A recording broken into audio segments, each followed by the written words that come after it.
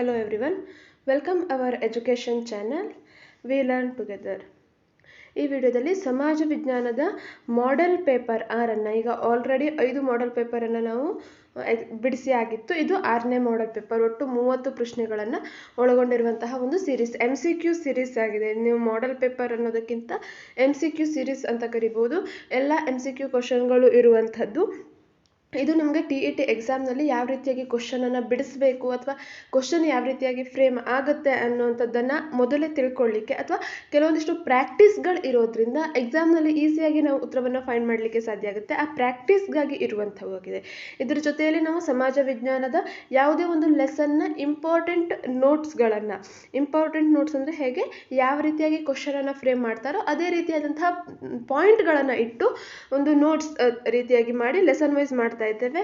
ಅದು ಸಹ ಈಗ ಆಲ್ರೆಡಿ ಜಾಗತಿಕ ಸಂಸ್ಥೆ ಆಗಿರ್ಬೋದು, ವಾಯುಗೋಳ, ಶಿಲಾಗೋಳ, ಸ್ವತಂತ್ರ ಹೋರಾಟ, ಈ ರೀತಿಯಾದಂತಹ ಇಂಪಾರ್ಟೆಂಟ್ ಯಾವ್ಯಾವ ಲೆಸನ್ಗಳಿದೆ ಆ ಎಲ್ಲ ಲೆಸನ್ಗಳದ್ದು ನಾವು ಕವರ್ ಮಾಡ್ತಾ ಇದ್ದೇವೆ. ಅದರ ಜೊತೆಯಲ್ಲಿ ಇನ್ನು ಉಳಿದಂತಹ ಲೆಸನ್ಗಳಿದ್ದು ಸಹ ಡೈಲಿ ಒಂದೊಂದು ವಿಡಿಯೋ ರೀತಿಯಲ್ಲಿ ಅದನ್ನು ಸಹ ಹಾಕ್ತೇವೆ. ಅದರ ಮಧ್ಯದಲ್ಲಿ ಈ ಮಾದರಿ ಪ್ರಶ್ನೆ ಪತ್ರಿಕೆಗಳನ್ನು ನಾವು ಅಪ್ಲೋಡ್ ಮಾಡ್ತೇವೆ. ಈ ಮಾದರಿ ಪ್ರಶ್ನೆ ಪತ್ರಿಕೆಗಳನ್ನು ಬಿಡಿಸೋದ್ರಿಂದ TET ಎಕ್ಸಾಮ್ನಲ್ಲಿ ಈಸಿಯಾಗಿ ನೀವು ಸ್ಕೋರ್ ಮಾಡಲಿಕ್ಕೆ ಸಾಧ್ಯ ಆಗುತ್ತೆ, ಪ್ರಾಕ್ಟೀಸ್ ಆಗುತ್ತೆ ಅನ್ನೋ ಕಾರಣಕ್ಕಾಗಿ ಇದನ್ನ ಇಟ್ಟಿರುವಂಥದ್ದು.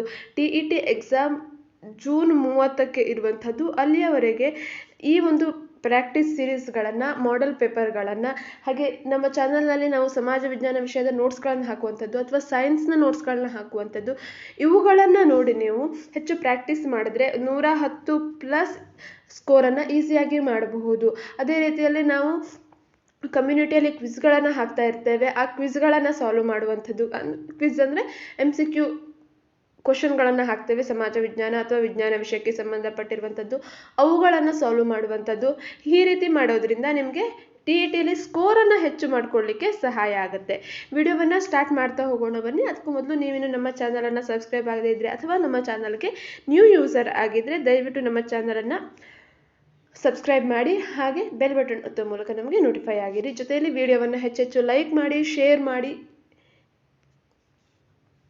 ಇದು ನಿನ್ನೆ ಕೇಳಿದಂತಹ ಒಂದು ಪ್ರಶ್ನೆ ಆಗಿತ್ತು. ನಿನ್ನೆಯ ವಿಡಿಯೋ ಕೊನೆಯಲ್ಲಿ ಇಂದಿನ ಪ್ರಶ್ನೆ ಅನ್ನುವಂತಹ ಒಂದು ಲೈನ್ನಲ್ಲಿ ಪ್ರತಿದಿನ ಒಂದೊಂದು ಪ್ರಶ್ನೆಯನ್ನು ನಾವು ಅಪ್ಲೋಡ್ ಮಾಡ್ತಾ ಇದ್ದೇವೆ. ಈ ಒಂದು ಪ್ರಶ್ನೆ ಅದಕ್ಕೆ ಉತ್ತರವನ್ನು ನೆಕ್ಸ್ಟ್ ವಿಡಿಯೋದಲ್ಲಿ ಹೇಳುವಂಥದ್ದು. ಇದು ನಿನ್ನೆಯ ಪ್ರಶ್ನೆ ಆಗಿತ್ತು. ಅರ್ಹತೆ ಇಲ್ಲದ ವ್ಯಕ್ತಿ ಕಾನೂನು ಬಾಹಿರವಾಗಿ ಸರ್ಕಾರದ ಹುದ್ದೆಯನ್ನು ಹೊಂದಿದ್ದರೆ ಅಂತಹ ವ್ಯಕ್ತಿಗಳ ವಿರುದ್ಧ ನ್ಯಾಯಾಲಯದಲ್ಲಿ ಪ್ರಶ್ನಿಸುವುದು ಯಾವ ವಿಧದ ರಿಟ್ ಅರ್ಜಿ? ಕೆಲವೊಂದಿಷ್ಟು ರಿಟ್ ಅರ್ಜಿಗಳನ್ನು ಕೊಟ್ಟಿದ್ದಾರೆ. ಮೂಲಭೂತ ಹಕ್ಕುಗಳನ್ನು ನಮ್ಮಿಂದ ಯಾರೂ ಕಸಿಗೊಳ್ಳಬಾರದು ಅಥವಾ ಮೂಲಭೂತ ಹಕ್ಕುಗಳಿಂದ ನಾವು ವಂಚಿತರಾಗಬಾರದು ಅನ್ನೋ ಕಾರಣಕ್ಕಾಗಿ ಇಂತಹ ರಿಟ್ ಅರ್ಜಿಯಲ್ಲಿ ಅರ್ಹತೆ ಇಲ್ಲದ ಒಬ್ಬ ವ್ಯಕ್ತಿ ಕಾನೂನು ಬಾಹಿರವಾಗಿ ಸರಕಾರದ ಹುದ್ದೆಯನ್ನು ಹೊಂದಿದ್ದರೆ ಅಂತಹ ವ್ಯಕ್ತಿಗಳ ವಿರುದ್ಧ ನ್ಯಾಯಾಲಯದಲ್ಲಿ ಪ್ರಶ್ನಿಸುವುದನ್ನು ಏನಂತ ಕರೀತಾರೆ? ಪ್ರತಿಬಂಧಕ ಆಜ್ಞೆ, ಸರ್ಪಿಯೋರರಿ ಅಥವಾ ಸರ್ಶಿಯೋರರಿ, ಕೋವಾರೆಂಟ್, ಪರಮಾದೇಶ. ಇದಕ್ಕೆ ಸರಿಯಾದಂಥ ಉತ್ತರ ಕೋವಾರೆಂಟ್ ಅಂತ ಆಗಿತ್ತು. ನೀವು ತುಂಬ ಜನ ಇದಕ್ಕೆ ಕಾಮೆಂಟನ್ನು ಮಾಡಿದ್ರಿ, ಧನ್ಯವಾದಗಳು. ಇದೇ ರೀತಿಯಾಗಿ ನೆಕ್ಸ್ಟ್ ಕ್ವಶನ್ಗಳೆಲ್ಲದಕ್ಕೂ ನಾವು ಯಾವಾಗ ದಿನ ಒಂದು ವಿಡಿಯೋವನ್ನು ಆದಮೇಲೆ ಒಂದು ಪ್ರಶ್ನೆಯನ್ನು ಹಾಕ್ತೇವೆ, ಆ ವಿಡಿಯೋವನ್ನು ಪೂರ್ತಿಯಾಗಿ ನೋಡಿ, ಎಲ್ಲೂ ಸ್ಕಿಪ್ ಮಾಡದೆ ನೋಡಿ, ಆ ಒಂದು ಪ್ರಶ್ನೆಗೆ ಉತ್ತರವನ್ನು ಕಾಮೆಂಟ್ ಮಾಡಿ. ಇವತ್ತಿನ ಪ್ರಶ್ನೆ ಇಂದಿನ ಒಂದು ಸೀರೀಸ್ನ ಕೊನೆಯ ಪ್ರಶ್ನೆ ಆಗಿರುತ್ತೆ, 30ನೇ ಪ್ರಶ್ನೆ. ಆ ಉತ್ತರವನ್ನು ನಾವು ಯಾವುದೇ ರೀತಿಯಾಗಿ ಇಲ್ಲಿ ಹೇಳೋದಿಲ್ಲ, ನೀವು ಅದಕ್ಕೆ ಕಾಮೆಂಟ್ನ ಮಾಡಬೇಕಾಗುತ್ತೆ. ನೆಕ್ಸ್ಟ್ ಒಂದು ವಿಡಿಯೋ ಸ್ಟಾರ್ಟ್ ಆಗುವಂಥ ಸಂದರ್ಭದಲ್ಲಿ ಆ ಪ್ರಶ್ನೆಗೆ ಉತ್ತರವನ್ನು ನಾವು ಹೇಳುವಂಥದ್ದು. ಇದಕ್ಕೆ 3ನೇ ಆಪ್ಷನ್ ಸರಿಯಾದಂಥ ಉತ್ತರ. ಇನ್ನು ಇಂದಿನ ಮೊದಲನೇ ಪ್ರಶ್ನೆ, ಹೊಯ್ಸಳರ ಕಾಲದ ಶ್ರೀಗುಣ ರತ್ನಕೋಶ ಕೃತಿಯನ್ನು ಬರೆದವರು? ಕೇಶಿರಾಜ, ರಾಘವಾಂಕ, ಪರಾಶರ ಭಟ್ಟ, ಹರಿಹರ. ಹೊಯ್ಸಳರ ಕಾಲದಲ್ಲಿ ಕಲೆ ಮತ್ತು ಸಾಹಿತ್ಯಕ್ಕೆ ಹೆಚ್ಚಿನ ಪ್ರೋತ್ಸಾಹ ದೊರಕಿತು. ಕೇವಲ ಹೊಯ್ಸಳರು ಅಂತ ಅಲ್ಲ, ರಾಷ್ಟ್ರಕೂಟರಲ್ಲೂ ಸಹ ಕಲೆ ಸಾಹಿತ್ಯಕ್ಕೆ ಪ್ರೋತ್ಸಾಹ ಕೊಟ್ಟರು. ಗಂಗರು ಕಲೆ ಸಾಹಿತ್ಯಕ್ಕೆ ಪ್ರೋತ್ಸಾಹವನ್ನು ಕೊಟ್ಟಿದ್ದಾರೆ. ಅದ್ರ ಜೊತೆಯಲ್ಲಿ ಕಲ್ಯಾಣಿ ಚಾಲುಕ್ಯರು ಪ್ರೋತ್ಸಾಹವನ್ನು ಕೊಟ್ಟಿದ್ದಾರೆ. ಇವೆಲ್ಲರೂ ಸಹ ಈ ಒಂದು ಕಲೆ ಮತ್ತು ವಾಸ್ತುಶಿಲ್ಪ, ಕಲೆ ಅಂದರೆ ಏನು, ಯಾವುದು ಬರುತ್ತೆ, ವಾಸ್ತುಶಿಲ್ಪದ ರಚನೆಗಳು ಬರುತ್ತೆ, ಸಾಹಿತ್ಯಕ್ಕೆ, ಕೃತಿಗಳ ರಚನೆಗಳಿಗೆ, ಇವುಗಳಿಗೆ ಮಹತ್ವವನ್ನು ಕೊಟ್ಟಿದ್ದಾರೆ. ಇದರಲ್ಲಿ ಕೇಳಿರುವಂಥದ್ದು ಏನು? ಶ್ರೀ ಗುಣ ರತ್ನಕೋಶ ಕೃತಿಯನ್ನು ಬರೆದಂಥವ್ರು ಕೇಶಿರಾಜ, ರಾಘವಾಂಕ, ಪರಾಶರ ಭಟ್ಟ, ಹರಿಹರ. ಸರಿಯಾದಂತಹ ಉತ್ತರ ಇಲ್ಲಿ ಆಪ್ಷನ್ 3, ಪರಾಶರ ಭಟ್ಟರ ಶ್ರೀಗುಣ ರತ್ನಕೋಶ ಹೇಳುವಂಥದ್ದು. ಕೇಶಿರಾಜ ಬರೆದಿರುವಂಥದ್ದು ಶಬ್ದಮಣಿ ದರ್ಪಣ. ಶಬ್ದಮಣಿ ದರ್ಪಣ ಹೇಳುವಂಥ ಕೃತಿಯನ್ನು ಬರೆದಿದ್ದಾನೆ. ಹಾಗೆ ರಾಘವಾಂಕನ ಹರಿಶ್ಚಂದ್ರ ಕಾವ್ಯ, ಹಾಗೆ ಪರಾಶರ ಭಟ್ಟ ಶ್ರೀ ಗುಣರತ್ನ ಕೋಶ, ಹರಿಹರ ರಗಳೆಯ ಕವಿ ಅಂತಲೇ ಪ್ರಸಿದ್ಧಿ. ನೆಕ್ಸ್ಟ್ 2ನೇ ಪ್ರಶ್ನೆ. ಅರಬ್ ಯಾತ್ರಿಕ ಸುಲೈಮಾನ್ ಭೇಟಿ ನೀಡಿದಾಗ ಕರ್ನಾಟಕವನ್ನು ಆಳುತ್ತಿದ್ದವರು. ಈ ಪ್ರಶ್ನೆಯನ್ನು ಬಹಳಷ್ಟು ಬಾರಿ ಹೇಳಿದ್ದೆ, ಬಟ್ ಪ್ರಶ್ನೆಯಲ್ಲಿ ಸ್ವಲ್ಪ ಟ್ವಿಸ್ಟ್ ಆಗಿದೆ. ನಾನು ಈ ರಾಜವಂಶದವರು ಆಳ್ವಿಕೆಯನ್ನು ನಡೆಸ್ತಾ ಇದ್ದಾಗ ಸುಲೈಮಾನ್ ಬಂದಿದ್ದ ಅನ್ನುವಂಥದ್ದನ್ನೇ ಹೇಳಿದ್ದೆ. ಇಲ್ಲಿ ಸುಲೈಮಾನ್ ಭೇಟಿ ನೀಡಿದಾಗ ಯಾರು ಕರ್ನಾಟಕವನ್ನು ಆಳ್ತಾ ಇದ್ರು? ಕಲ್ಯಾಣಿ ಚಾಲುಕ್ಯರು, ಮಾನ್ಯಕೇಟದ ರಾಷ್ಟ್ರಕೂಟರು, ಬಾದಾಮಿ ಚಾಲುಕ್ಯರು, ಬನವಾಸಿಯ ಕದಂಬರು. ಸರಿಯಾದ ಉತ್ತರ ಇಲ್ಲಿ ಆಪ್ಷನ್ 2, ಮಾನ್ಯಕೇಟದ ರಾಷ್ಟ್ರಕೂಟರು ಆಳ್ವಿಕೆಯನ್ನು ನಡೆಸ್ತಾ ಇದ್ರು. ಅದರಲ್ಲೂ ರಾಷ್ಟ್ರಕೂಟರ ಪ್ರಮುಖ ದೊರೆಯಾದಂತಹ ಅಮೋಘ ವರ್ಷ ನೃಪತುಂಗ ಇಲ್ಲಿ ಕರ್ನಾಟಕದಲ್ಲಿ ಆಳ್ವಿಕೆಯನ್ನು ನಡೆಸ್ತಾ ಇದ್ದ. ಈ ವಿಷಯವನ್ನ ಹೇಳಿದ್ದೆ. ಅಮೋಘ ವರ್ಷ ನೃಪತುಂಗನ ಒಂದು ಆಳ್ವಿಕೆಯ ಕಾಲದಲ್ಲಿ ಅರಬ್ ಯಾತ್ರಿಕ ಸುಲೈಮಾನ್ನು ಭಾರತಕ್ಕೆ ಭೇಟಿಯನ್ನ ನೀಡಿದ್ದ. ಪ್ರಪಂಚದ 4 ಪ್ರಮುಖ ರಾಜಮನೆತನಗಳಲ್ಲಿ ರಾಷ್ಟ್ರಕೂಟರ ರಾಜಮನೆತನವೂ ಒಂದು ಅನ್ನುವಂಥದ್ದನ್ನ ಆತ ಹೇಳಿದ್ದ ಅನ್ನೋದನ್ನ ಹೇಳಿದ್ದೆ. ಇಲ್ಲಿ ಪ್ರಶ್ನೆಯನ್ನು ಸ್ವಲ್ಪ ಟ್ವಿಸ್ಟ್ ಆಗಿ ಕೇಳಿದ್ದಾರೆ. ಅರಬ್ ಯಾತ್ರಿಕ ಸುಲೈಮಾನ್ ಭೇಟಿ ನೀಡಿದಾಗ ಕರ್ನಾಟಕದಲ್ಲಿ ಯಾರು ಆಳ್ವಿಕೆಯನ್ನ ಮಾಡ್ತಾ ಇದ್ರು? ರಾಷ್ಟ್ರಕೂಟರು, ಮಾನ್ಯಕೇಟದ ರಾಷ್ಟ್ರಕೂಟರು ಆಳ್ವಿಕೆಯನ್ನ ಮಾಡ್ತಾ ಇದ್ರು. ನೆಕ್ಸ್ಟ್ 3ನೇ ಪ್ರಶ್ನೆ. ಈ ಕೆಳಗಿನ ಶಾಸನಗಳಲ್ಲಿ ಪ್ರಾಕೃತ ಭಾಷೆಯ ಪರಿಚಯ ನೀಡುವ ಶಾಸನ ಯಾವುದು? ಪ್ರಾಕೃತ ಭಾಷೆಯ ಪರಿಚಯವನ್ನು ನೀಡುತ್ತೆ. ತಾಳಗುಂದ ಶಾಸನ, ಐಹೊಳೆ ಶಾಸನ, ಮಳವಳ್ಳಿ ಶಾಸನ, ಉತ್ತರ ಮೇರೂರು ಶಾಸನ. ಸರಿಯಾದಂತಹ ಉತ್ತರ ಇಲ್ಲಿ ಮಳವಳ್ಳಿ ಶಾಸನ. ಇದು ಪ್ರಾಕೃತ ಭಾಷೆಯ ಪರಿಚಯವನ್ನ ನೀಡುತ್ತೆ. ತಾಳಗುಂದ ಇದು ಪ್ರಥಮ ಸಂಸ್ಕೃತ ಶಾಸನ ಆಗಿರುವಂಥದ್ದು. ಇದನ್ನ ನೆನ್ಪಿಟ್ಕೋಬೇಕು. ಕರ್ನಾಟಕದಲ್ಲಿ ದೊರೆತ ಪ್ರಥಮ ಸಂಸ್ಕೃತ ಶಾಸನ ಯಾವುದು ಅಂದ್ರೆ ಅದು ತಾಳಗುಂದ ಶಾಸನ. ಕದಂಬರ ಕಾಲದ ಬಗ್ಗೆ, ಕದಂಬರ ಒಂದು ಆಡಳಿತ ಅಥವಾ ಕದಂಬರ ಒಂದು ರಾಜಮನೆತನದ ಬಗ್ಗೆ ವಿವರಣೆಯನ್ನ ನೀಡುತ್ತೆ. ಇನ್ನೊಂದು ಐಹೊಳೆ ಶಾಸನ, ಇದು ಬಾದಾಮಿ ಚಾಲುಕ್ಯರ ಕಾಲದಲ್ಲಿ ಇರುವಂಥ ಒಂದು ಶಾಸನ ಆಗಿದೆ. ಇನ್ನು ಉತ್ತರ ಮೇರೂರು ಚೋಳರ ಕಾಲದಲ್ಲಿ ಇರುವಂಥದ್ದು ಒಂದು ಪ್ರಮುಖ ಶಾಸನ. ನಾವು ಹಲ್ಮಿಡಿ ಶಾಸನವನ್ನ ಕನ್ನಡದ ಮೊದಲ ಶಾಸನ ಅಂತ ಕರಿತೇವೆ. ಅದು ಸಹ ಕದಂಬರ ಕಾಲದಲ್ಲಿ ರಚನೆ ಆಗಿರುವಂಥದ್ದು. ನೆಕ್ಸ್ಟ್ 4ನೇ ಪ್ರಶ್ನೆ. ಗ್ರಾಮ ಪಂಚಾಯಿತಿಯ ಕಾರ್ಯಪಾಲನೆಗಾಗಿ ನೇಮಕಗೊಂಡ ಅಧಿಕಾರಿ. ಕಾರ್ಯದರ್ಶಿ, ಪಂಚಾಯತ್ ಅಭಿವೃದ್ಧಿ ಅಧಿಕಾರಿ, ಗ್ರಾಮ ಪಂಚಾಯತ್ ಅಧ್ಯಕ್ಷರು, ಮುಖ್ಯ ಕಾರ್ಯನಿರ್ವಾಹಕ ಅಧಿಕಾರಿ. ಗ್ರಾಮ ಪಂಚಾಯತ್, ನಮ್ಮ ಪಂಚಾಯತ್ ರಾಜ್ ವ್ಯವಸ್ಥೆಯಲ್ಲಿ 3 ವಿಧದ ಪಂಚಾಯತ್ ರಾಜ್ ವ್ಯವಸ್ಥೆಯನ್ನು ನೋಡ್ತೇವೆ. ಒಂದು ಗ್ರಾಮ ಪಂಚಾಯತ್, ಮತ್ತೊಂದು ತಾಲೂಕಾ ಪಂಚಾಯತ್, ಹಾಗೆ ಇನ್ನೊಂದು ಜಿಲ್ಲಾ ಪಂಚಾಯತ್. ಈ 3 ಒಂದು ಪಂಚಾಯತ್ ವ್ಯವಸ್ಥೆಯ ಕಾರ್ಯಪಾಲನೆಗಾಗಿ ಸರಕಾರದಿಂದ ಒಬ್ಬ ಅಧಿಕಾರಿಯ ನೇಮಕ ಆಗತ್ತೆ. ನಾವೇನು ಚುನಾವಣೆಯ ಮೂಲಕ ಅಧ್ಯಕ್ಷರನ್ನಾಗಿರ್ಬೋದು ಅಥವಾ ನಮ್ಮ ವಾರ್ಡ್ನ ಸದಸ್ಯರನ್ನ ಆಯ್ಕೆ ಮಾಡಿಕೊಂಡ್ರು ಸಹ ಈ ಕಾರ್ಯಪಾಲನೆಗಾಗಿ ಸರಕಾರದಿಂದ ಅಧಿಕಾರಿಗಳನ್ನ ನೇಮಕ ಮಾಡಲಾಗುತ್ತೆ. ಅವ್ರನ್ನ ನಾವು PDO ಅಂತ ಕರಿತೇವೆ. ಗ್ರಾಮ ಪಂಚಾಯತಲ್ಲಿ ತಾಲೂಕಾ ಪಂಚಾಯತ್ನಲ್ಲಿ ಅವ್ರನ್ನ EO ಅಂತ ಕರಿತೇವೆ. ಹಾಗೆ ಜಿಲ್ಲಾ ಪಂಚಾಯತಲ್ಲಿ CEO ಅಂತ ಕರಿತೇವೆ. ಇಲ್ಲಿ ಗ್ರಾಮ ಪಂಚಾಯತ್ ಕಾರ್ಯಪಾಲನೆಗಾಗಿ, ಅಭಿವೃದ್ಧಿಗಾಗಿ ಅಲ್ಲ ಹೇಳಿರುವಂಥದ್ದು. ಕಾರ್ಯಪಾಲನೆಗಾಗಿ ಯಾರು ನೇಮಕ ಆಗಿರ್ತಾರೆ? ಕಾರ್ಯದರ್ಶಿಗಳ ನೇಮಕ ಆಗಿರುತ್ತೆ. ಪ್ರಶ್ನೆ ಕೇಳಿರುವಂಥದ್ದು ಪಂಚಾಯತ್ ಅಭಿವೃದ್ಧಿಗಾಗಿ ನೇಮಕಗೊಂಡ ಅಧಿಕಾರಿ ಅನ್ನುವಂಥದ್ದಲ್ಲ. ಇಲ್ಲಿ ಕಾರ್ಯಪಾಲನೆ ಬದಲು ಅಭಿವೃದ್ಧಿ ಅಂತ ಇದ್ರೆ ಅದನ್ನ PDO ಅಂತ ನಾವು ಕರಿಬಹುದಿತ್ತು, ಪಂಚಾಯತ್ ಅಭಿವೃದ್ಧಿ ಅಧಿಕಾರಿ ಅಂತ. ಆದ್ರೆ ಇಲ್ಲಿ ಕಾರ್ಯಪಾಲನೆಗಾಗಿ ಅಂತ ಕೇಳಿರೋದ್ರಿಂದ ಕಾರ್ಯದರ್ಶಿಗಳ ನೇಮಕ ಆಗಿರುತ್ತೆ. ನೆಕ್ಸ್ಟ್ ಪ್ರಶ್ನೆ. 1 ಫ್ಯಾದಮ್ ಎಂದರೆ? ಈ ಫ್ಯಾದಮ್ ಅನ್ನುವಂಥದ್ದು ಏನು? ನೀರಿನ ಸಾಗರದ ಆಳವನ್ನ ತಿಳಿಲಿಕ್ಕೆ ಇರುವಂತಹ ಒಂದು ಪ್ರಮುಖ ಮಾಪನ ಅಂತ ನಾವು ಹೇಳ್ಬೋದು. ಈ ಸಾಗರದ ಭೂಸ್ವರೂಪಗಳಲ್ಲಿ ನಾವು 4 ವಿಧವನ್ನು ನೋಡ್ತೇವೆ. ಖಂಡಾವರಣ ಪ್ರದೇಶ, ಹಾಗೆ ಖಂಡಾವರಣ ಇಳಿಜಾರು, ಹಾಗೆ ಆಳಸಾಗರ ಮೈದಾನ, ಹಾಗೆ ಸಾಗರ ತಗ್ಗುವಂತ 4 ಭಾಗಗಳನ್ನ ನೋಡ್ತೇವೆ. ಇಲ್ಲಿ ಖಂಡಾವರಣ ಪ್ರದೇಶ ಏನು ಭೂಭಾಗದಿಂದ 100 ಫ್ಯಾದಮ್ಗಳ ಆಳದವರೆಗೂ ಇದೆ ಅನ್ನುವಂಥದ್ದನ್ನ ನಾವು ಓದಿದ್ದೇವೆ. ಹಾಗಾದ್ರೆ ಇಲ್ಲಿ ಫ್ಯಾದಮ್, 1 ಫ್ಯಾದಮ್ ಅಂದ್ರೆ ಎಷ್ಟು ಮೀಟರ್ ಆಗುತ್ತೆ? 6 ಅಡಿ ಅಂತ ನಾವು ಕರಿತೇವೆ. ಇಲ್ಲಿ ಕೇಳಿರುವಂಥದ್ದು ಮೀಟರ್ಗಳ ಲೆಕ್ಕದಲ್ಲಿ. 1 ಫ್ಯಾದಮ್ ಅಂದ್ರೆ 6 ಅಡಿ ಅನ್ನುವಂಥದ್ದು ನೋಡಿದ್ದೇವೆ. ಮೀಟರ್ಗಳಲ್ಲಿ 1.8 ಮೀಟರ್, 2.8 ಮೀಟರ್, 3.8 ಮೀಟರ್, 1.2 ಮೀಟರ್. ಅಲ್ಲಿ ಸರಿಯಾದಂತಹ ಉತ್ತರ 1.8 ಮೀಟರ್ಗಳು. 1 ಫ್ಯಾದಮ್ ಎಂದರೆ 1.8 ಮೀಟರ್ಗಳಾಗಿರುತ್ತೆ. ಅದೇ 1 ಫ್ಯಾದಮ್ನ ಅಡಿಯಲ್ಲಿ ಕೇಳಿದ್ರೆ 1 ಫ್ಯಾದಮ್ ಅಂದರೆ 6 ಅಡಿ ಅಥವಾ 1.8 ಮೀಟರ್ಗಳು. ಖಂಡಾವರಣ ಪ್ರದೇಶದ ಸರಾಸರಿ ಆಳ ಎಷ್ಟು? 100 ಫ್ಯಾದಮ್ ಅಂದರೆ 600 ಅಡಿಗಳಷ್ಟು ಇರುತ್ತೆ. ನೆಕ್ಸ್ಟ್ 6ನೇ ಪ್ರಶ್ನೆ. 1956ರಲ್ಲಿ ಭಾಷಾವಾರು ಪ್ರಾಂತ್ಯವಾಗಿದ್ದಾಗ ವಿಶಾಲ ಮೈಸೂರು ರಾಜ್ಯದಲ್ಲಿದ್ದ ಒಟ್ಟು ಜಿಲ್ಲೆಗಳ ಸಂಖ್ಯೆ. 1956ರಲ್ಲಿ ಮೈಸೂರು ಸಂಸ್ಥಾನ, ಮುಂಬೈ ಪ್ರಾಂತ್ಯ ಹಾಗೆ ಮದ್ರಾಸ್ ಪ್ರಾಂತ್ಯ ಎಲ್ಲವನ್ನ ಸೇರಿ ಕನ್ನಡ ಭಾಷೆಯನ್ನ ಮಾತನಾಡುವ ಜನರನ್ನ ಸೇರಿಸಿ ವಿಶಾಲ ಮೈಸೂರು ರಾಜ್ಯ ಸ್ಥಾಪನೆ ಆಗುತ್ತೆ. ಆ ಸಂದರ್ಭದಲ್ಲಿ ವಿಶಾಲ ಮೈಸೂರು ರಾಜ್ಯ ಅಂದ್ರೆ ಇಂದಿನ ಕರ್ನಾಟಕದಲ್ಲಿ ಒಟ್ಟು ಎಷ್ಟು ಜಿಲ್ಲೆಗಳಿದ್ವು? 19, 20, 15, 8. ಸರಿಯಾದಂತಹ ಉತ್ತರ ಇಲ್ಲಿ 19 ಜಿಲ್ಲೆಗಳು ಆ ಸಂದರ್ಭದಲ್ಲಿ ಇದ್ವು, ಭಾಷಾವಾರು ಪ್ರಾಂತ್ಯಗಳ ರಚನೆ ಆದಂಥ ಸಂದರ್ಭದಲ್ಲಿ. ನೆಕ್ಸ್ಟ್, INS ವಿಕ್ರಮಾದಿತ್ಯ ಎನ್ನುವಂಥದ್ದು ಕ್ಷಿಪಣಿ ಹಡಗು, ಜಲಾಂತರ್ಗಾಮಿ, ಫೈಟರ್ ಜೆಟ್, ವಿಮಾನ ವಾಹಕ. INS ವಿಕ್ರಮಾದಿತ್ಯ ಅನ್ನುವಂಥದ್ದು ಒಂದು ವಿಮಾನ ವಾಹಕ ಆಗಿದೆ, ಯುದ್ಧ ವಿಮಾನ ವಾಹಕ. ಈ ಭಾರತದ ವಾಯುಸೇನೆ ರಕ್ಷಣೆಯಲ್ಲಿ INS ವಿಕ್ರಮಾದಿತ್ಯವನ್ನ ಬಳಸುವಂಥದ್ದು. ಇದರ ಜೊತೆಯಲ್ಲಿ ಮಿಗ್ ಆಗಿರ್ಬೋದು, ಹಾಗೆ ಜಲಾಂತರ್ಗಾಮಿಗಳಲ್ಲಿ INS ವಿಕ್ರಮ, INS ವಿಭೂತಿ ಇವೆಲ್ಲವನ್ನು ಸಹ ಬಳಸ್ತಾರೆ.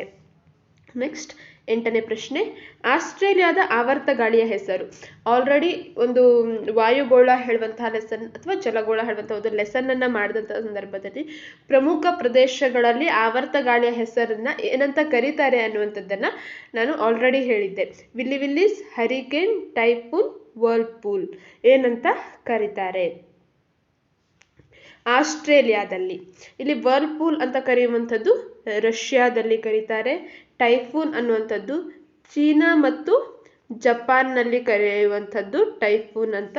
ಹರಿಕೇನ್ ಅಂತ ಕರೆಯುವಂಥದ್ದು USA ಯಲ್ಲಿ. ಹಾಗೆ ವಿಲ್ಲಿ ವಿಲ್ಲಿಸ್ ಅಂತ ಕರೆಯುವಂಥದ್ದು ಆಸ್ಟ್ರೇಲಿಯಾದಲ್ಲಿ. ಸರಿಯಾದಂತಹ ಉತ್ತರ ಈ ಪ್ರಶ್ನೆಗೆ ಆಪ್ಷನ್ 1. ಆಸ್ಟ್ರೇಲಿಯಾದಲ್ಲಿ ಈ ಒಂದು ಆವರ್ತ ಗಾಳಿಯನ್ನ ವಿಲ್ಲಿ ವಿಲ್ಲಿಸ್ ಅಂತ ಕರೆಯುವಂಥದ್ದು. ಹರಿಕೇನ್ ಅಂತ USA ಯಲ್ಲಿ ಕರೀತಾರೆ ಅಥವಾ ಅಮೆರಿಕ ಸಂಯುಕ್ತ ಸಂಸ್ಥಾನದಲ್ಲಿ. ಹಾಗೆ ಟೈಫೂನ್ ಅಂತ ಚೀನಾ ಮತ್ತು ಜಪಾನ್ನಲ್ಲಿ ಕರೆದ್ರೆ ವರ್ಲ್ಪೂಲ್ ಅಂತ ರಷ್ಯಾದಲ್ಲಿ ಕರೀತಾರೆ. ನೆಕ್ಸ್ಟ್ 9ನೇ ಪ್ರಶ್ನೆ. ಗಾಂಧೀಜಿಯವರ ರಾಜಕೀಯ ಗುರು. Dadabhai Naoroji, Gopal Krishna Gokhale, Tolstoy, Ruskin. ಗಾಂಧೀಜಿಯವರು ರಾಜಕೀಯ ಗುರು ಯಾರು? ಸರಿಯಾದಂತಹ ಉತ್ತರ ಇಲ್ಲಿ ಆಪ್ಷನ್ 2. ಗೋಪಾಲ್ ಕೃಷ್ಣ ಗೋಖಲೆಯನ್ನ ಗಾಂಧೀಜಿಯವರು ರಾಜಕೀಯ ಗುರು ಅಂತ ಒಪ್ಕೊಂಡಿದ್ರು, ರಾಜಕೀಯ ಗುರುಗಳಾಗಿದ್ರು. ಇನ್ನು ಟಾಲ್ಸ್ಟಾಯ್ ಹಾಗೆ ರಸ್ಕಿನ್ ಅವರ ಪುಸ್ತಕಗಳು ಗಾಂಧೀಜಿಯವರ ಮೇಲೆ ಅತೀವ ಪ್ರಭಾವವನ್ನ ಬೀರಿರುವಂಥದ್ದಾಗಿತ್ತು. ದಾದಾಬಾಯಿ ನವರೋಜಿಯವರನ್ನ ಮಂದಗಾಮಿಯ ಪ್ರಮುಖ ನಾಯಕರು ಅಂತ ಕರಿತೇವೆ ನಾವು. ಭಾರತದ ವೃದ್ಧ ಪಿತಾಮಹ ಅಂತ ದಾದಾಬಾಯಿ ನವರೋಜಿಯನ್ನ ಕರೆಯುವಂಥದ್ದು. ಸಂಪತ್ತಿನ ಸೋರುವಿಕೆ ಸಿದ್ಧಾಂತವನ್ನ ಇವರು ರೂಪಿಸಿದ್ದಾರೆ. ನೆಕ್ಸ್ಟ್ 10ನೇ ಪ್ರಶ್ನೆ. ಸಿಂಧೂ ನಾಗರಿಕತೆಯ ಪ್ರಮುಖ ಸ್ಥಳ ರಾಕಿ ಗರಿ ಇರುವ ರಾಜ್ಯ. ಹರಿಯಾಣ, ಗುಜರಾತ್, ರಾಜಸ್ಥಾನ್, ಪಂಜಾಬ್. ಸರಿಯಾದಂತಹ ಉತ್ತರ ಇಲ್ಲಿ ಹರಿಯಾಣದಲ್ಲಿ ಕಂಡುಬರುವಂಥದ್ದು ಸಿಂಧೂ ನಾಗರಿಕತೆಯ ಪ್ರಮುಖ ನಗರವಾದಂತಹ ರಾಕಿ ಗರಿ ಹೇಳುವಂಥದ್ದು. ಸಿಂಧು ಅಥವಾ ಹರಪ್ಪ ನಾಗರಿಕತೆ ಅಂತ ನಾವು ಕರೆಯುವಂಥದ್ದು ಭಾರತದ ಅತಿ ಪುರಾತನವಾದಂತಹ ನಾಗರಿಕತೆ.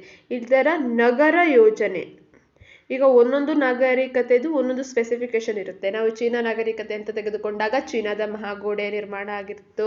ಹಾಗೆ ಅದರ ಜೊತೆಯಲ್ಲಿ ಕೆಲವೊಂದಿಷ್ಟು ಪಿಂಗಾಣಿ, ಅರೆ ಪಿಂಗಾಣಿ, ರೇಷ್ಮೆಗಳ ಒಂದು ಇವರ ಕೊಡುಗೆಗಳನ್ನ ನೀಡಿದ್ದಾರೆ ಅನ್ನುವಂಥದ್ದು. ಇಲ್ಲಿ ನಾವು ಸಿಂಧೂ ನಾಗರಿಕತೆಯ ವಿಷಯಕ್ಕೆ ಬಂದ್ರೆ ಅವರ ನಗರ ಯೋಜನೆ ಹೇಳುವಂಥದ್ದು ಅತಿ ಮಾದರಿಯಾಗಿತ್ತು. ಇಂದಿನ ನಗರ ಯೋಜನೆಗಳಿಗೆ ಗಿಂತಲೂ ಅತ್ಯಂತ ಪ್ರಭಾವಯುತವಾಗಿ, ಅತ್ಯಂತ ಸುವ್ಯವಸ್ಥಿತವಾಗಿ ಅವರ ನಗರ ಯೋಜನೆ ಇತ್ತು. ನೆಕ್ಸ್ಟ್, ಸಡ್ ಎನ್ನುವುದು ಅಮೆಜಾನ್ ನದಿ ಬಯಲಿನ ವಿಶೇಷ ಸಸ್ಯವರ್ಗ, ನೈಲ್ ನದಿ ಬಯಲಿನ ವಿಶೇಷ ಸಸ್ಯವರ್ಗ, ಕಾಂಗೋ ನದಿ ಬಯಲಿನ ವಿಶೇಷ ಸಸ್ಯವರ್ಗ, ಸಿಕಿಯಾಂಗ್ ನದಿ ಬಯಲಿನ ವಿಶೇಷ ಸಸ್ಯವರ್ಗ. ದಿ ಸಡ್ ಹೇಳುವಂಥದ್ದು ಒಂದು ವಿಶೇಷ ಸಸ್ಯವರ್ಗ ಅನ್ನುವಂಥದ್ದು ತಿಳಿತು. ಯಾವ ನದಿ ಬಯಲಿನಲ್ಲಿ ಇದು ಕಂಡು ಬರುತ್ತೆ? ಸಡ್ ಹೇಳುವಂತ ನದಿ ಒಂದು ಸಸ್ಯವರ್ಗ. ಸರಿಯಾದಂತಹ ಉತ್ತರದಲ್ಲಿ ನೈಲ್ ನದಿ ಬಯಲಿನಲ್ಲಿ ಕಂಡು ಬರುವಂತಹ ಅತ್ಯಂತ ಒಂದು ವಿಶೇಷ ಸಸ್ಯವರ್ಗ. ನೈಲ್ ನದಿ ಯಾವುದು? ಉದ್ದವಾದಂತಹ ನದಿ, ಪ್ರಪಂಚದ ಉದ್ದವಾದಂತಹ ನದಿ ಏನು ನೈಲ್ ನದಿ ಇದೆ, ಆಫ್ರಿಕಾ ಖಂಡದಲ್ಲಿ ಹರಿಯುವಂತಹ ನದಿ. ಈ ನದಿಯ ಒಂದು ಬಯಲಿನಲ್ಲಿ ಕಂಡು ಬರುವಂತಹ ಒಂದು ವಿಶೇಷ ಸಸ್ಯವರ್ಗವನ್ನ ಸಡ್ ಅಂತ ಕರೀತಾರೆ. ನೆಕ್ಸ್ಟ್ 12ನೇ ಪ್ರಶ್ನೆ, ರಾಯಪುರದ ಈ ರಾಜ್ಯದ ರಾಜಧಾನಿಯಾಗಿದೆ. ರಾಯಪುರ ಪ್ರಸ್ತುತ ಈ ರಾಜ್ಯದ ರಾಜಧಾನಿಯಾಗಿದೆ. ಜಾರ್ಖಂಡ್, ತ್ರಿಪುರಾ, ಒಡಿಶಾ, ಛತ್ತೀಸ್ಗಢ. ಸರಿಯಾದಂತಹ ಉತ್ತರ ಇಲ್ಲಿ ಛತ್ತೀಸ್ಗಢದ ರಾಜಧಾನಿ ರಾಯಪುರ್ ಆಗಿದೆ. ನೆಕ್ಸ್ಟ್, ಭಾರತದ ರಾಷ್ಟ್ರಧ್ವಜದ ಉದ್ದ ಅಗಲಗಳ ಅನುಪಾತ 3:2, 4:3, 3:2 ಹಾಗೆ 2:3. ಸರಿ, ಇಲ್ಲಿ 3:5 ಅಂತ ಆಗಬೇಕು. 3:5 ಯಾವುದು? ಸರಿಯಾದಂತಹ ಉತ್ತರ ಇಲ್ಲಿ ಭಾರತದ ರಾಷ್ಟ್ರಧ್ವಜದ ಉದ್ದ ಅಗಲಗಳ ಅನುಪಾತ 3:2. ಆಪ್ಷನ್ 1 ಏನಿದೆ ಸರಿಯಾದಂತಹ ಉತ್ತರ ಆಗಿದೆ. ಭಾರತದ ಒಂದು ಧ್ವಜ 3 ಬಣ್ಣಗಳಿಂದ ಕೂಡಿರುವಂಥದ್ದು, ಕೇಸರಿ, ಬಿಳಿ ಮತ್ತು ಹಸಿರು. ಮಧ್ಯದಲ್ಲಿ ಅಶೋಕ ಚಕ್ರ, ಇದರಲ್ಲಿ 24 ಗೆರೆಗಳು ಇರುವಂಥದ್ದು. ಈ ರಾಷ್ಟ್ರಧ್ವಜ ಸಂಹಿತೆಗಳ ಕುರಿತಾಗಿ ಪ್ರಶ್ನೆಯನ್ನ ಕೇಳಬಹುದು. ಕೆಳಗಿನವುಗಳಲ್ಲಿ ಯಾವುದು ರಾಷ್ಟ್ರಧ್ವಜ ಸಂಹಿತೆ ಅಲ್ಲ ಅಥವಾ ರಾಷ್ಟ್ರಧ್ವಜ ಸಂಹಿತೆಗೆ ಸಂಬಂಧಪಟ್ಟಿರುವಂಥದ್ದಲ್ಲ ಅಂತ ಪ್ರಶ್ನೆಯನ್ನ ಕೇಳಬಹುದು. ಅಥವಾ ರಾಷ್ಟ್ರೀಯ ಪಕ್ಷಿ ಯಾವುದು, ರಾಷ್ಟ್ರೀಯ ಪ್ರಾಣಿ ಯಾವುದು, ಹಾಗೆ ರಾಷ್ಟ್ರೀಯ ಹೂವು ಯಾವುದು, ಈ ರೀತಿಯಾದಂತಹ ಪ್ರಶ್ನೆಗಳು ಸಿಲ್ಲಿ ಇಷ್ಟು ಈಸಿ ಆದಂತ ಕೇಳಲ್ಲ ಅಂತ ಅನ್ಕೊಂಡ್ರು. ಕೆಲವೊಂದಿಷ್ಟು % ಈಸಿ ಆದಂತಹ ಪ್ರಶ್ನೆಗಳಿಗೆ ಕೇಳಬೇಕಾಗಿರೋದ್ರಿಂದ ಅಂತಹ ಪ್ರಶ್ನೆಗಳನ್ನ ಕೇಳುವಂತಹ ಚಾನ್ಸಸ್ ತುಂಬಾ ಇರುತ್ತೆ. ನೆಕ್ಸ್ಟ್ 14ನೇ ಪ್ರಶ್ನೆಯನ್ನ ನೋಡೋಣ. ಗರುಡ ಎನ್ನುವ ರಾಜನ ಅಂಗರಕ್ಷಕ ದಳ ಇದ್ದ ರಾಜವಂಶ. ಕಲ್ಯಾಣಿ ಚಾಲುಕ್ಯರು, ಹೊಯ್ಸಳರು, ಬಾದಾಮಿ ಚಾಲುಕ್ಯರು ಹಾಗೆ ರಾಷ್ಟ್ರಕೂಟರು.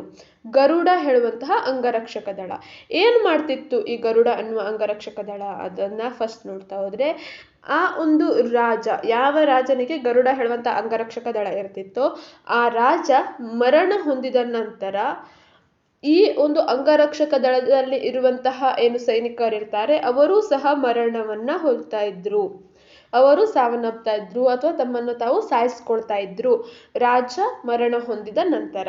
ಈ ಒಂದು ವಿಶೇಷವಾದ ಅಂಗರಕ್ಷಕ ದಳ ಇರುವಂತಹ ಒಂದು ರಾಜಮನೆತನ ಅದು ಹೊಯ್ಸಳರಲ್ಲಿ ಇತ್ತು. ಗರುಡ ಹೇಳುವಂತಹ ಒಂದು ರಾಜಮನೆತನ ಹೊಯ್ಸಳರ ಕಾಲದಲ್ಲಿ ಇತ್ತು. ನೆಕ್ಸ್ಟ್ 15ನೇ ಪ್ರಶ್ನೆ. ಭಾರತ ಸಂವಿಧಾನದ ತುರ್ತು ಪರಿಸ್ಥಿತಿಯ ಅಧಿಕಾರವನ್ನು ಈ ದೇಶದಿಂದ ಎರವಲು ಪಡೆಯಲಾಗಿದೆ.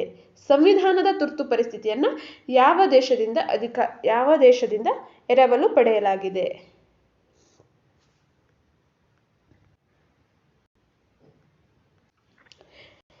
ತುರ್ತು ಪರಿಸ್ಥಿತಿ ಅಥವಾ ತುರ್ತು ಪರಿಸ್ಥಿತಿಯ ಮೇಲೆ ಸಂದರ್ಭದಲ್ಲಿ ಮೂಲಭೂತ ಹಕ್ಕಿನ ಮೇಲೆ ಉಂಟಾಗುವಂತಹ ಒಂದು ಏನು ಪರಿಣಾಮ, ಇವೆ ಎರಡನ್ನೂ ಸಹ ಕೇಳ್ತಾರೆ. ಇದು ಯಾವ ದೇಶದಿಂದ ಎರವಲು ಪಡೆಯಲಾಗಿದೆ? ಐರ್ಲೆಂಡ್, ಇಂಗ್ಲೆಂಡ್, ಜರ್ಮನಿ ಹಾಗೆ ಅಮೆರಿಕ. ಸರಿಯಾದಂತಹ ಉತ್ತರದಲ್ಲಿ ಜರ್ಮನ್ ದೇಶದಿಂದ ಇದನ್ನ ಎರವಲು ಪಡೆಯಲಾಗಿದೆ. ತುರ್ತು ಪರಿಸ್ಥಿತಿಯ ಅಧಿಕಾರವನ್ನ ಜರ್ಮನ್ ದೇಶದಿಂದ ಪಡೆಯಲಾಗಿದೆ. ಭಾರತ ಸಂವಿಧಾನದಲ್ಲಿ 352, 356 ಹಾಗೆ 360 ಈ 3 ವಿಧಿಯಲ್ಲಿ 3 ರೀತಿಯ ತುರ್ತು ಪರಿಸ್ಥಿತಿಯನ್ನು ನಾವು ನೋಡ್ತೇವೆ. 362ನೇ ಒಂದು ತುರ್ತು ಪರಿಸ್ಥಿತಿ, ಇದು ಏನು ರಾಷ್ಟ್ರೀಯ ತುರ್ತು ಪರಿಸ್ಥಿತಿಯನ್ನ, ಒಂದು ರಾಜ್ಯ ತುರ್ತು ಪರಿಸ್ಥಿತಿ ಹಾಗೆ ಹಣಕಾಸು ತುರ್ತು ಪರಿಸ್ಥಿತಿ. ಮೊದಲನೇದು ರಾಷ್ಟ್ರೀಯ ತುರ್ತು ಪರಿಸ್ಥಿತಿ, ರಾಜ್ಯ ತುರ್ತು ಪರಿಸ್ಥಿತಿ ಹಾಗೆ ಹಣಕಾಸಿನ ತುರ್ತು ಪರಿಸ್ಥಿತಿಯ ಕುರಿತಾಗಿ ವಿವರಣೆಯನ್ನ ನೀಡುತ್ತೆ. ನೆಕ್ಸ್ಟ್ 16ನೇ ಪ್ರಶ್ನೆ. ಅಲ್ಲಾವುದ್ದೀನ್ ಖಿಲ್ಜಿಯ ವಾಸ್ತುಶಿಲ್ಪ ರಚನೆ. ಬುಲಂದ್ ದರ್ವಾಜಾ, ಖಾಸ್ ಮಹಲ್, ಜುಮ್ಮಾ ಮಸೀದಿ, ಅಲೈ ದರ್ವಾಜಾ. ಯಾವುದು ಅಲ್ಲಾವುದ್ದೀನ್ ಖಿಲ್ಜಿಯ ಒಂದು ವಾಸ್ತುಶಿಲ್ಪ ರಚನೆಯಾಗಿದೆ? ಸರಿಯಾದಂತಹ ಉತ್ತರ ಅಲೈ ದರ್ವಾಜಾ ಹೇಳುವಂತದ್ದು ಅಲ್ಲಾವುದ್ದೀನ್ ಖಿಲ್ಜಿಯ ವಾಸ್ತುಶಿಲ್ಪ ರಚನೆಯಾಗಿದೆ. ಸಿರಿ ಹೇಳುವಂತಹ ಒಂದು ಕೋಟೆಯನ್ನು ರಚಿಸ್ತಾನೆ. ಆ ಕೋಟೆಯ ಬಾಗಿಲನ್ನ ಅಲೈ ದರ್ವಾಜಾ, ಕೋಟೆಗೆ ಒಂದು ಕಮಾನಿನಂತಹ ಬಾಗಿಲಿತ್ತು, ಅದನ್ನ ಅಲೈ ದರ್ವಾಜಾ ಅಂತ ಕರೆಯುವಂಥದ್ದು. ಇನ್ನು ಬುಲಂದ್ ದರ್ವಾಜಾ ಇದು ಅಕ್ಬರ್ನ ಒಂದು ಪ್ರಮುಖ ವಾಸ್ತುಶಿಲ್ಪದ ರಚನೆಯಾಗಿರುವಂಥದ್ದು. 17ನೇ ಪ್ರಶ್ನೆ. 1962ರಲ್ಲಿ ಚೀನಾ ಭಾರತದ ಮೇಲೆ ದಾಳಿ ಮಾಡಲು ಕಾರಣ. ಭಾರತ ಪಂಚಶೀಲ ತತ್ವಗಳಿಗೆ ಸಹಿ ಹಾಕಿದ್ದು, ಭೂಗಡಿಗಳ ಅತಿಕ್ರಮಣ, ಚೀನಾದಲ್ಲಾದ ಸಮಾಜವಾದಿ ಕ್ರಾಂತಿ, ದಲೈಲಾಮಾ ಮತ್ತು ಅವರ ಅನುಯಾಯಿಗಳಿಗೆ ಆಶ್ರಯವನ್ನ ನೀಡಿದ್ದು. 1952ರಲ್ಲಿ ಚೀನಾ ಭಾರತದ ಮೇಲೆ ಯುದ್ಧವನ್ನ ಸಾರುತ್ತೆ. ಕಾರಣ ಏನು? ಭಾರತ ಮತ್ತು ಚೀನಾದ ನಡುವೆ ಪಂಚಶೀಲ ತತ್ವಗಳ ಒಪ್ಪಂದ ಆಗುತ್ತೆ. ಈ ಒಪ್ಪಂದಗಳನ್ನ ಮಾಡಿಕೊಂಡಂತಹ ಕಾರಣದಿಂದಾಗಿ ಚೀನಾ ಭಾರತದ ಮೇಲೆ ಯುದ್ಧವನ್ನ ಮಾಡಿತು. ಇದು ಸರಿಯಾದಂಥದ್ದಲ್ಲ. ಹಾಗೆ ಭೂಗಡಿಗಳ ಅತಿಕ್ರಮಣ, ಪರ್ಟಿಕ್ಯುಲರ್ ಆಗಿ ಭೂಗಡಿಗಳ ಬಗ್ಗೆ ಭಾರತ ಮತ್ತು ಚೀನಾದ ನಡುವೆ ಬಹಳಷ್ಟು ವೈಷಮ್ಯಗಳು ವೈಮನಸ್ಸುಗಳು ಇದ್ರೂ ಸಹ 1962ರಲ್ಲಿ ಚೀನಾ ಭಾರತದ ಮೇಲೆ ಯುದ್ಧವನ್ನ ಮಾಡಿರುವಂಥದ್ದು ಭೂ ಅತಿಕ್ರಮಣಗಳ ಕಾರಣಕ್ಕಾಗಲ್ಲ. ಚೀನಾದಲ್ಲಾದ ಸಮಾಜವಾದಿ ಕ್ರಾಂತಿ ಇದರಿಂದನೂ ಸಹ ಅಲ್ಲ. ಕಾರಣ ದಲೈಲಾಮಾ ಹಾಗೂ ಅವರ ಅನುಯಾಯಿಗಳಿಗೆ ಭಾರತದಲ್ಲಿ ಆಶ್ರಯವನ್ನ ನೀಡಲಾಗುತ್ತೆ. ಟಿಬೆಟ್ ವಿಷಯಕ್ಕೆ ಸಂಬಂಧಪಟ್ಟಂತೆ ಅಥವಾ ದಲೈಲಾಮಾ ಮತ್ತು ಅವರ ಅನುಯಾಯಿಗಳಿಗೆ ಭಾರತದಲ್ಲಿ ಒಂದು ಆಶ್ರಯವನ್ನ ಕೊಟ್ಟಿದ್ದಕ್ಕಾಗಿ ಚೀನಾ ಭಾರತದ ಮೇಲೆ ಯುದ್ಧವನ್ನ ಮಾಡುತ್ತೆ, ದಾಳಿಯನ್ನ ಮಾಡುತ್ತೆ. ಸೊ ಇಲ್ಲಿ ಸರಿಯಾದಂತಹ ಉತ್ತರ ಆಪ್ಷನ್ 4. ನೆಕ್ಸ್ಟ್ 18ನೇ ಪ್ರಶ್ನೆ. ವಾಯುಮಂಡಲದ ಅತ್ಯಂತ ಕೆಳಪದರ ಸಮೋಷ್ಣ ಮಂಡಲ, ಮಧ್ಯಂತರ ಮಂಡಲ, ಪರಿವರ್ತನಾ ಮಂಡಲ, ಉಷ್ಣತಾ ಮಂಡಲ. ಅತ್ಯಂತ ಕೆಳಪದರ ಒಟ್ಟು ನಾವು 5 ಪದರಗಳನ್ನ ನೋಡ್ತೇವೆ ವಾಯುಮಂಡಲದಲ್ಲಿ. ಅದರಲ್ಲಿ ಅತ್ಯಂತ ಕೆಳಪದರು ಯಾವುದು? ಸರಿಯಾದಂತಹ ಉತ್ತರ ಪರಿವರ್ತನಾ ಮಂಡಲ ಅಥವಾ ಪರಿವರ್ತನಾ ವಲಯ. ಇದು ಅತ್ಯಂತ ಕೆಳಭಾಗದಲ್ಲಿರುತ್ತೆ. ಅದಾದ ನಂತರ ಸಮೋಷ್ಣ ವಲಯ ಬರುತ್ತೆ, ಅದಾದ ನಂತರ ಮಧ್ಯಂತರ ವಲಯ, ಅದಾದ ಮೇಲೆ ಉಷ್ಣತಾ ಮಂಡಲ ಅಥವಾ ಉಷ್ಣತಾ ವಲಯ, ಅದರ ನೆಕ್ಸ್ಟು ಬಾಹ್ಯ ಮಂಡಲ ಅಂತ ಬರುವಂಥದ್ದು. ಈ ಭೂಮಿಯ ಮೇಲೆ ನಮಗೆ ಇಲ್ಲಿಂದ ಏನೇನು ವಾತಾವರಣದಲ್ಲಾಗುವಂತಹ ಬದಲಾವಣೆಗಳು ಕಾಣ್ತವೋ, ಒಮ್ಮೆ ಮೋಡ ಆಗುವಂಥದ್ದು, ಮಳೆ ಬರುವಂಥದ್ದು, ಬಿಸಿಲಾಗುವಂಥದ್ದು, ಇವೆಲ್ಲವೂ ಸಹ ಈ ಪರಿವರ್ತನಾ ಮಂಡಲದಲ್ಲಿ ನಡೆಯುವಂಥದ್ದು.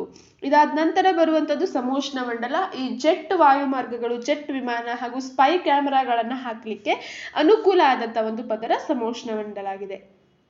ಇಲ್ಲಿ ಪರಿವರ್ತನಾ ಮಂಡಲದಿಂದ ಮೇಲಕ್ಕೆ ಹೋದಂತೆ ಉಷ್ಣಾಂಶ ಕಡಿಮೆ ಆಗ್ತಾ ಹೋದ್ರೆ, ಸಮೋಷ್ಣ ಮಂಡಲದಿಂದ ಮೇಲಕ್ಕೆ ಹೋದಂತೆ ಉಷ್ಣಾಂಶ ಏರಿಕೆ ಆಗ್ತಾ ಹೋಗುತ್ತೆ.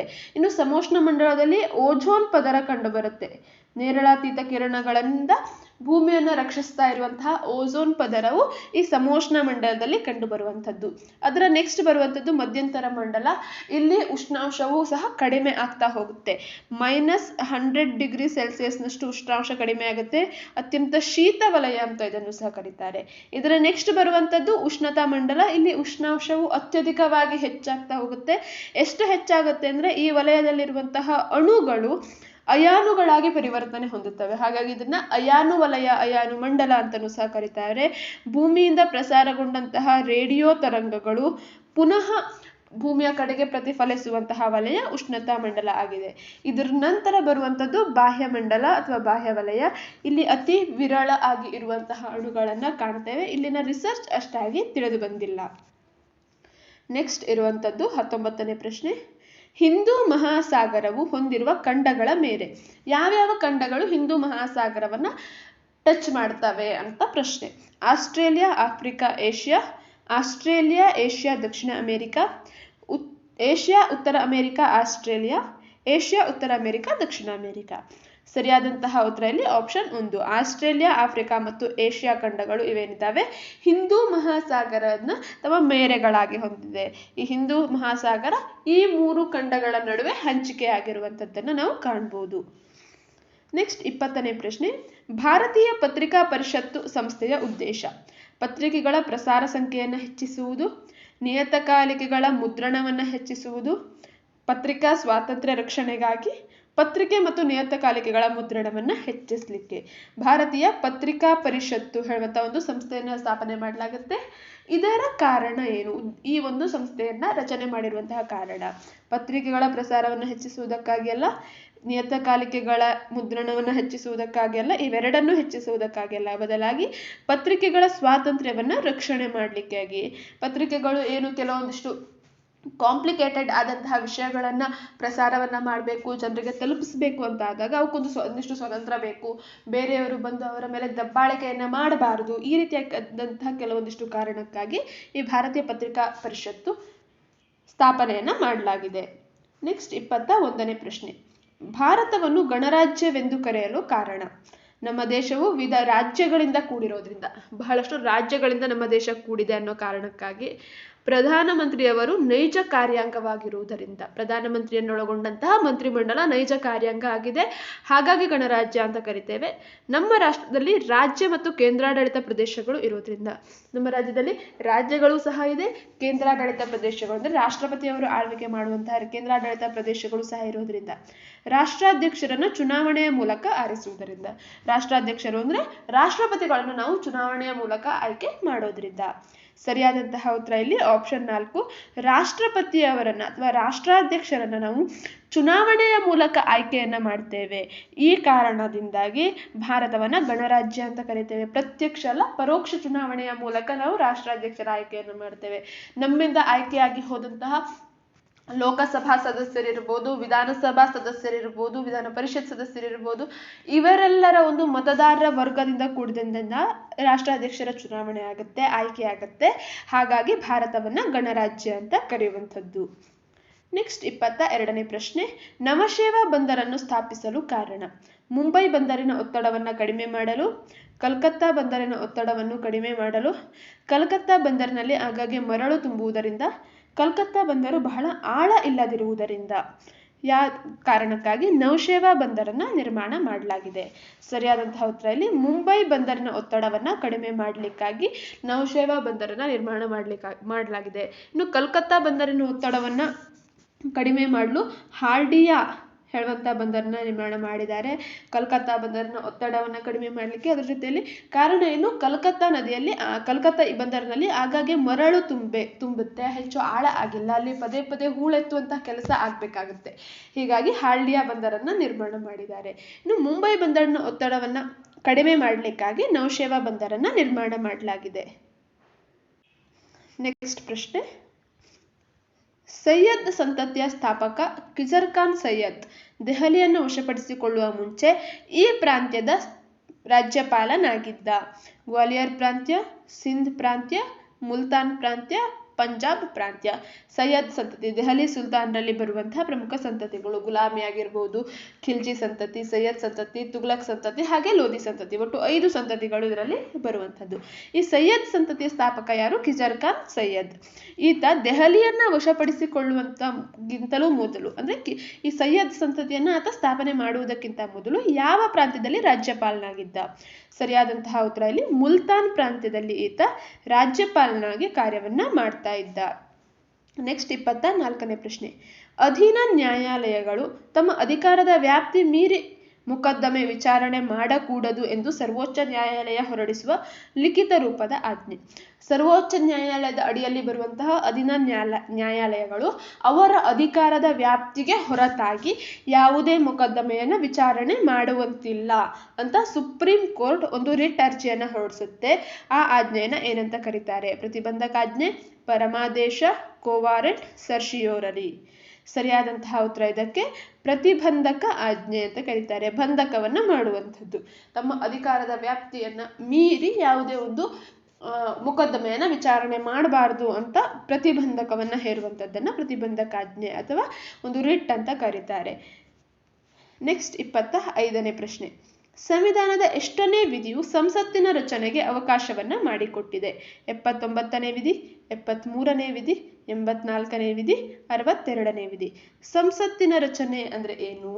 ಲೋಕಸಭೆ ಮತ್ತು ರಾಜ್ಯಸಭೆ ಎರಡನ್ನೂ ಸೇರಿ ಕರೆಯುವಂಥದ್ದು ಸಂಸತ್ತು ಎಂದು. ಲೋಕಸಭೆಯನ್ನ ಕೆಳಮನೆ ಅಂತ ಕರಿತೇವೆ, ಹಾಗೆ ರಾಜ್ಯಸಭೆಯನ್ನ ಮೇಲ್ಮನೆ ಅಂತ ಕರಿತೇವೆ. ಇದರ ರಚನೆಗೆ ಅವಕಾಶವನ್ನ ಮಾಡಿಕೊಟ್ಟಂತಹ ಸಂವಿಧಾನದ ವಿಧಿ ಯಾವುದು? 79ನೇ ವಿಧಿ. ಸಂವಿಧಾನದ 79ನೇ ವಿಧಿ ಅನ್ವಯ ಸಂಸತ್ತಿನ ರಚನೆಗೆ ಅವಕಾಶವನ್ನ ನೀಡಲಾಗಿದೆ. ನೆಕ್ಸ್ಟ್ 26ನೇ ಪ್ರಶ್ನೆ, ಪಿಜನ್ ಐಲ್ಯಾಂಡ್ ಎಂದು ಪ್ರಸಿದ್ಧಿಯಾಗಿರುವಂಥದ್ದು? ತೋನ್ಸೆಪಾರ್, ಸೆಂಟ್ ಮೇರಿಸ್, ನೇತ್ರಾಣಿ ದ್ವೀಪ, ಕೂರ್ಮಗಡ ದ್ವೀಪ. ಪಿಜನ್ ಐಲ್ಯಾಂಡ್, ಪಿಜನ್ ಅಂದ್ರೆ ಪಾರಿವಾಳ, ಅಲ್ಲಿ ಪಾರಿವಾಳಗಳು ಹೆಚ್ಚಾಗಿರೋದ್ರಿಂದ ಅದನ್ನ ಪಿಜನ್ ಐಲ್ಯಾಂಡ್ ಅಂತಾನೆ ಕರೆಯುವಂಥದ್ದು. ಸರಿಯಾದಂತಹ ಉತ್ತರ ನೇತ್ರಾಣಿ ದ್ವೀಪವನ್ನ ಪಿಜನ್ ಐಲ್ಯಾಂಡ್ ಅಂತ ಕರೀತಾರೆ. ನೆಕ್ಸ್ಟ್ 27ನೇ ಪ್ರಶ್ನೆ, ಮುಕ್ತಿಗೆ ಭಕ್ತಿ ಮತ್ತು ಶರಣಾಗತಿ ಬಹಳ ಮುಖ್ಯವೆಂದು ತಿಳಿಸಿದವರು? ರಾಮಾನುಜಾಚಾರ್ಯರು, ಶಂಕರಾಚಾರ್ಯರು, ಮಧ್ವಾಚಾರ್ಯರು, ರಮಾನಂದರು. ಮುಕ್ತಿಗೆ ಭಕ್ತಿ ಮತ್ತು ಶರಣಾಗತಿ ಇವೆರಡು ಮುಖ್ಯ ಅಂತ ತಿಳಿಸಿದಂಥವ್ರು ಯಾರು? ಸರಿಯಾದಂತಹ ಉತ್ತರ ಇಲ್ಲಿ ರಾಮಾನುಜಾಚಾರ್ಯರು ಹೀಗೆ ತಿಳಿಸ್ತಾರೆ. ಈ ರಾಮಾನುಜಾಚಾರ್ಯರ ಒಂದು ಪ್ರಮುಖ ಸಿದ್ಧಾಂತವನ್ನು ನಾವು ವಿಶಿಷ್ಟಾದ್ವೈತ ಸಿದ್ಧಾಂತ ಅಂತ ಕರಿತೇವೆ. ಶಂಕರಾಚಾರ್ಯ ಸಿದ್ಧಾಂತವನ್ನ ಅದ್ವೈತ ಸಿದ್ಧಾಂತ, ಹಾಗೆ ಮಧ್ವಾಚಾರ್ಯರದ್ದು ದ್ವೈತ ಸಿದ್ಧಾಂತ ಅಂತ ಕರೆಯುವಂಥದ್ದು. ಪ್ರಮುಖ ಒಂದು ಸಾಮಾಜಿಕ ಸುಧಾರಣೆ ಅಥವಾ ಭಕ್ತಿ ಸುಧಾರಣಾ ಚಳುವಳಿಯ ಪ್ರಮುಖ ನಾಯಕರು. ಇದರ ಜೊತೆಯಲ್ಲಿ ಬಸವೇಶ್ವರರ ಹೆಸರನ್ನ ಹೇಳ್ತೇವೆ. ಅವರದ್ದು ಶಕ್ತಿ ವಿಶಿಷ್ಟ ಅದ್ವೈತ ಸಿದ್ಧಾಂತ, ಕಾಯಕವೇ ಕೈಲಾಸ ಹೇಳುವಂತ ತತ್ವ ಆಗಿದೆ. ನೆಕ್ಸ್ಟ್ 28ನೇ ಪ್ರಶ್ನೆ. ಎರಡನೇ ದೇವರಾಯನ ಆಸ್ಥಾನ ಕವಿ ಅಲ್ಲಸಾನಿ ಪೆದ್ದಣ್ಣ, ಶ್ರೀನಾಥ, ನಂದಿ ತಿಮ್ಮಣ್ಣ, ತೆನಾಲಿ ರಾಮಕೃಷ್ಣ. ಎರಡನೇ ದೇವರಾಯ, ಪ್ರೌಢ ದೇವರಾಯ ಅಂತಾನು ನಾವು ಇವರನ್ನ ಕರೆಯುವಂಥದ್ದು. ಇವರ ಪ್ರಮುಖ ಆಸ್ಥಾನ ಕವಿ ಯಾರಾಗಿದ್ದ? ಶ್ರೀನಾಥ ಪ್ರಮುಖ ಆಸ್ಥಾನ ಕವಿ ಆಗಿದ್ದ. ನೆಕ್ಸ್ಟ್ 29ನೇ ಪ್ರಶ್ನೆ. LPG ನೀತಿ ಭಾರತದಲ್ಲಿ ಜಾರಿಗೆ ಬಂದ ವರ್ಷ. ಏನಿದು LPG ನೀತಿ? Liberalisation, privatisation, globalisation. ಉದಾರೀಕರಣ, ಖಾಸಗೀಕರಣ ಹಾಗೆ ಜಾಗತೀಕರಣ. ಹೊಸ ಆರ್ಥಿಕ ನೀತಿಯ ಒಂದು ಗುಚ್ಛಗಳು ಅಂತ ಕರಿತೇವೆ ಈ LPG ನೀತಿಯನ್ನ. ಲಿಬರಲೈಸೇಷನ್, ಪ್ರೈವೇಟೈಸೇಷನ್ ಹಾಗೆ ಗ್ಲೋಬಲೈಸೇಷನ್ ಅಂತ ಕರೆಯುವಂಥದ್ದು. ಇದು ಭಾರತದಲ್ಲಿ ಯಾವಾಗ ಜಾರಿಗೆ ಬಂತು? 1993, 2001, 1991, 1998. ಸರಿಯಾದಂತಹ ಉತ್ತರ ಇಲ್ಲಿ 1991ರಲ್ಲಿ ಈ ಒಂದು ಹೊಸ ಆರ್ಥಿಕ ನೀತಿಯಲ್ಲಿ ಈ ಹೊಸ ಆರ್ಥಿಕ ಗುಚ್ಛಗಳನ್ನ ನಾವು ಕಾಣಬಹುದಾಗಿದೆ. ನೆಕ್ಸ್ಟ್ 30ನೇ ಪ್ರಶ್ನೆ. ಇದು ನಿಮಗಾಗಿ ಬಿಟ್ಟಿರುವಂತಹ ಪ್ರಶ್ನೆ. ಕರ್ನಾಟಕದ ರಾಜ್ಯವು ಹೊಂದಿದ ಒಟ್ಟು ಕರಾವಳಿಯ ಉದ್ದ. ಕರ್ನಾಟಕ ರಾಜ್ಯ ಹೊಂದಿದ ಒಟ್ಟು ಕರಾವಳಿಯ ಉದ್ದ 230 ಕಿಲೋಮೀಟರ್, 330 ಕಿಲೋಮೀಟರ್, 360 ಕಿಲೋಮೀಟರ್, 320 ಕಿಲೋಮೀಟರ್. ಇದಕ್ಕೆ ಉತ್ತರವನ್ನ ಕಾಮೆಂಟ್ ಮಾಡಿ ನೀವು ತಿಳಿಸ್ಬೇಕು. ಇದಕ್ಕೆ ಉತ್ತರವನ್ನ ಕಾಮೆಂಟ್ ಮಾಡಿ. ನೆಕ್ಸ್ಟ್ ಒಂದು ವಿಡಿಯೋದಲ್ಲಿ ಈ ಒಂದು ಪ್ರಶ್ನೆಗೆ ಉತ್ತರವನ್ನ ಹೇಳಿ ಮುಂದಿನ ವಿಡಿಯೋವನ್ನ ಸ್ಟಾರ್ಟ್ ಮಾಡ್ತಾ ಹೋಗ್ತೇನೆ. ಒಟ್ಟು ಈ 30 ಪ್ರಶ್ನೆಗಳನ್ನ ನಾವು ಈ ವಿಡಿಯೋದಲ್ಲಿ ನೋಡಿದ್ವಿ. ಅದೇ ರೀತಿಯಾಗಿ ನೆಕ್ಸ್ಟ್ ವಿಡಿಯೋದಲ್ಲಿ ಇದೇ ರೀತಿಯಂತ ಇನ್ನು 30 ಪ್ರಶ್ನೆಗಳು ಅಥವಾ ಕೀ ಪಾಯಿಂಟ್ಸ್ಗಳು, ಇಂಪಾರ್ಟೆಂಟ್ ನೋಟ್ಸ್ಗಳನ್ನ ನಾವು ನೋಡ್ತಾ ಹೋಗೋಣ. Thank you for watching our ವಿಡಿಯೋವನ್ನ ಲೈಕ್ ಮಾಡಿ, ಶೇರ್ ಮಾಡಿ ಹಾಗೂ ನಮ್ಮ ಚಾನಲ್ಗೆ ಹೊಸ ಸಬ್ಸ್ಕ್ರೈಬರ್ ಆಗಿದ್ರೆ, ಹೊಸ ಯೂಸರ್ ಆಗಿದ್ರೆ ದಯವಿಟ್ಟು ನಮ್ಮ ಚಾನಲನ್ನು ಸಬ್ಸ್ಕ್ರೈಬ್ ಮಾಡಿ. Thank you.